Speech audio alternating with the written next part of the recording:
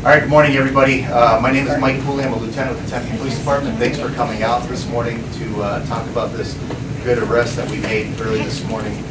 With us here we have Mesa Police Chief Frank Milstead, we have Tempe Police Chief Tom Riff, and we also have U.S. Marshal David Gonzalez. We also have a few commanders here that are going to be talking as well with some more information. Again, we will begin with a little bit overview of what happened on the arrest of Ekwunze Job Owen.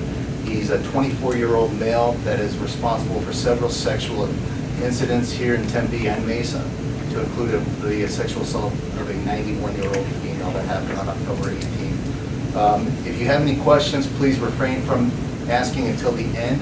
We will get to your questions, and if you have any other things, let me know after, and we'll help you out.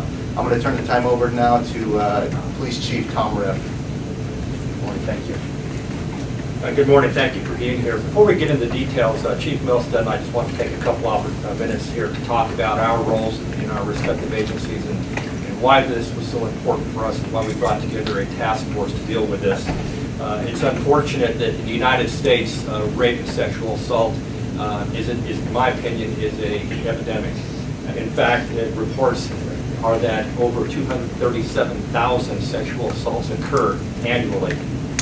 And to shock the conscience, even more than that, it's also reported that 60% of sexual assaults are left unreported. One of the questions may come up today regarding this individual and the assaults that he's committed within our community is, are there more out there? And our answer is we don't know. We don't have any reports that we have been able to locate to show that he is involved, but the fact of the matter is, as mentioned, 60% go unreported. So we'd like to take this as an opportunity to get out to our community. Also, if you have had any contact with this individual, please make sure that you contact your local police department and let us know about this. Why is this issue so important? Why is it that sexual assaults occur daily? Every 2 minutes nationally a sexual assault occurs, but why so much media attention? Why so much public attention to this issue? The fact of the matter is in democracy, we base our foundation as citizens to protect our community. Two members of our community that we cherish are our children and are our adults. Our children and adults are very vulnerable. In this case, you have a situation where a 91-year-old woman who is not able to protect herself, defend herself.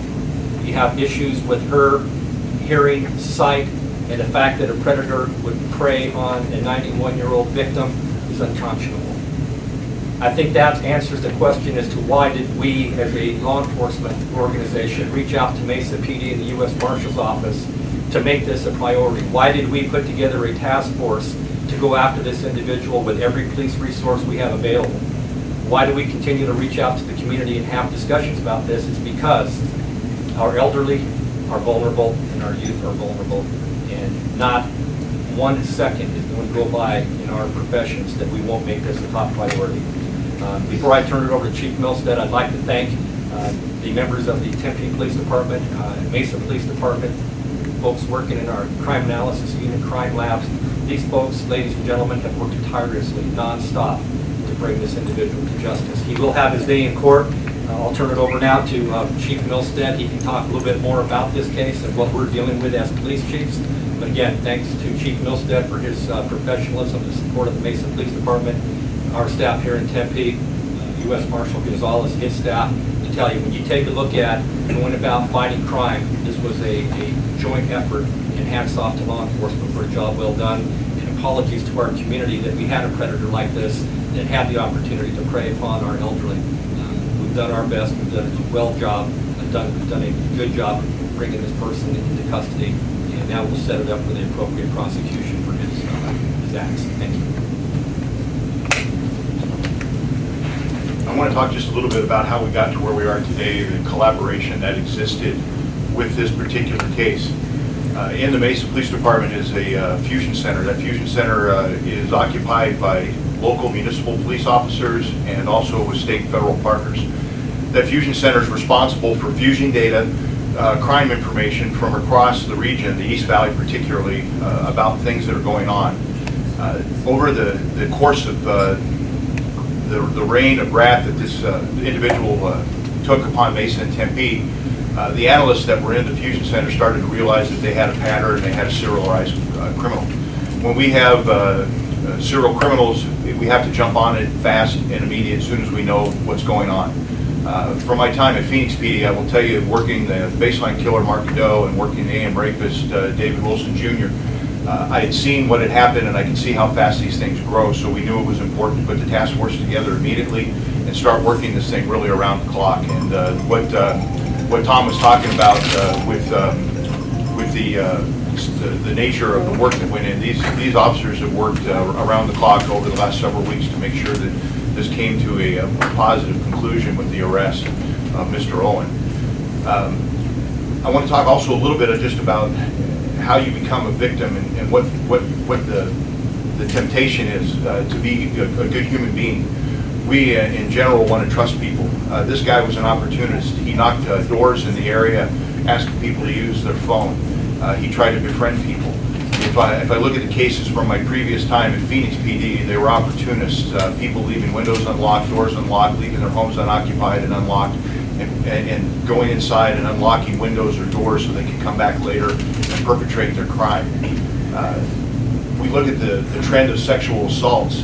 Even in the city of Mesa, we see that our sexual assaults are often, in fact most times, committed by known offenders, people that they meet online, social media, people so what I'm telling you this for is it's time that you really have to watch yourself. If you're going to meet somebody you don't know, meet them in a public place, you got to lock your doors and windows when you're not around. And if somebody is suspicious or you think somebody shouldn't be wandering around looking to use a phone or whatever it is, that you need to report that to your local police. The progression of Mr. Owen's crime started out as a peeping Tom. And then he began to not only be a peeping Tom, but he masturbated while looking in the windows of people's houses.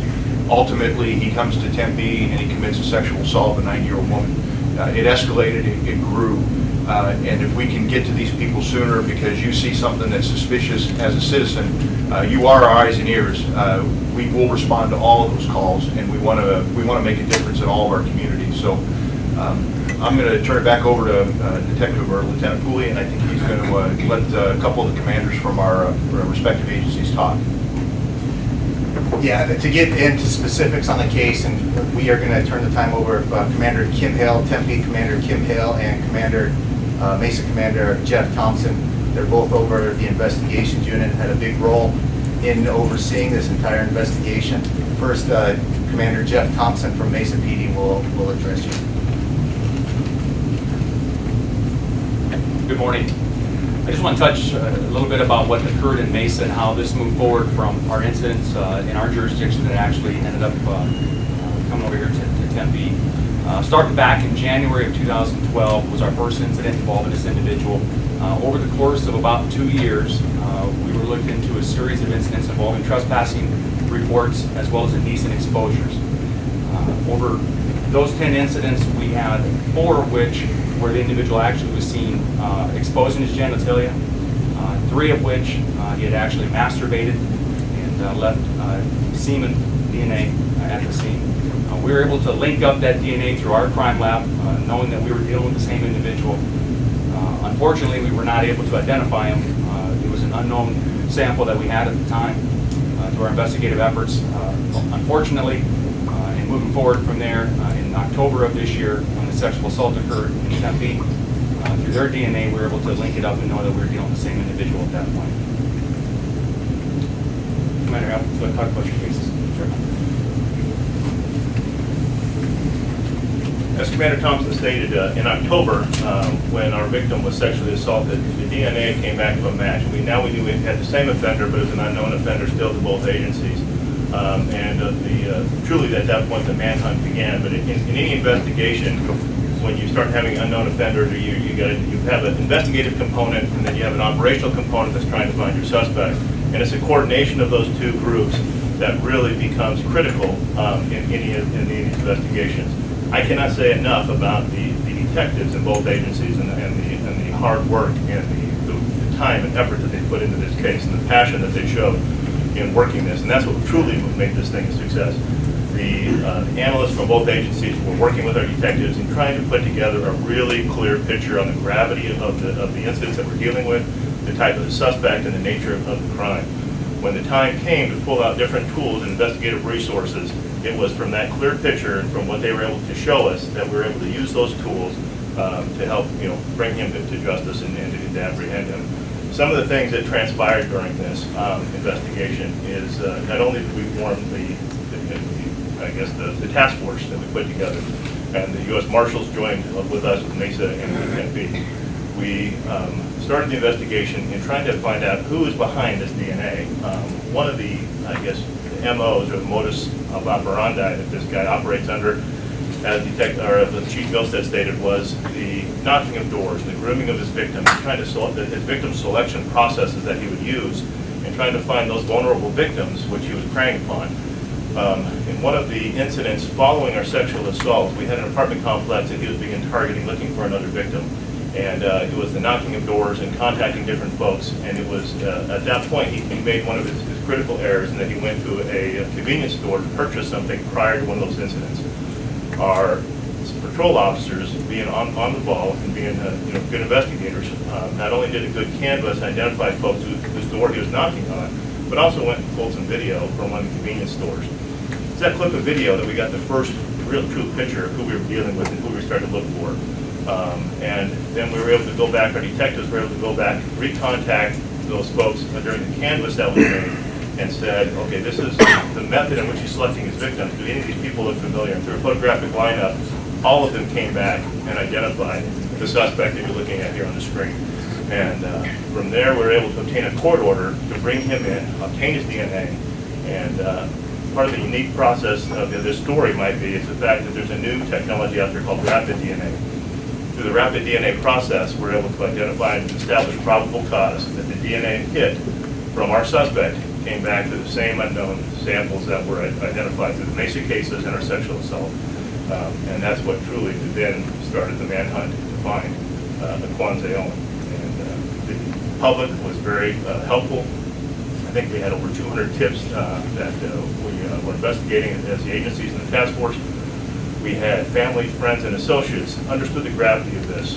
This is not a suspect that grew up in a poor home. He grew up in a good home with people that cared about him, but he was just, went about his own way. And so everybody together was assisting us in this investigation to bring him to justice. And we had a very, very strong victim. Although 91 years old, although vulnerable, she was very on the ball, very strong, and was very helpful in this investigation to also, bring this man to justice. And that's kind of how this all came to fruition.